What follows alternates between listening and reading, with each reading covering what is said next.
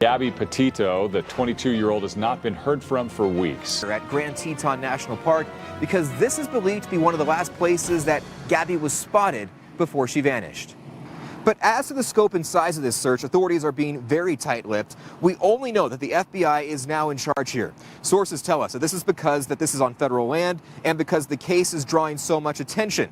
Gabby and her boyfriend Brian Laundrie traveled throughout the West, and Thursday we received body cam video of an interaction they had with police in Moab, Utah.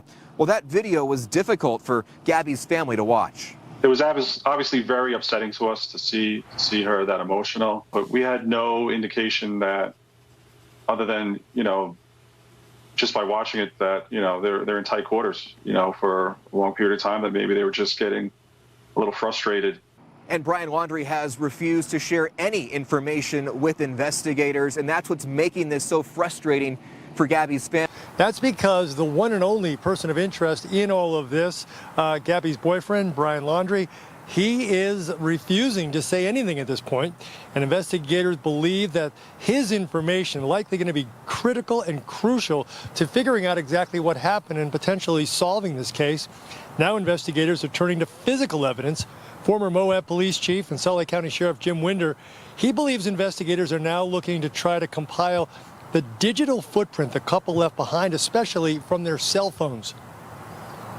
This situation where Mr. Laundrie has essentially clammed up poses a problem of significance for law enforcement. If he continues to take the tack that he does, they're going to be in a real tough position. Now, FBI officials say, look, no piece of potential evidence, no tip, too small, too unregarded. They're going to look into everything, anything.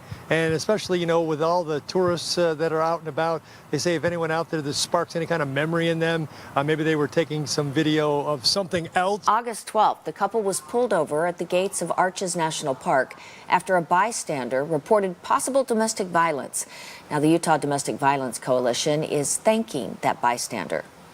It's really valuable, and I think, too, we've encouraged that on many stories that have been covered where there's been some very high-profile, very visible in the community incidents.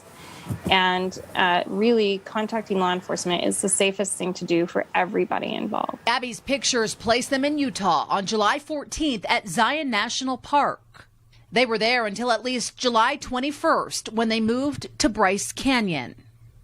5 days later, on July 26th, they were in Mystic Hot Springs. Then on July 29th, it was on to Canyonlands. On August 12th, they were in Arches National Park. Late that afternoon was when they had their encounter with police in Moab. The couple was still in Moab on August 13th, according to a post on Brian's Instagram page.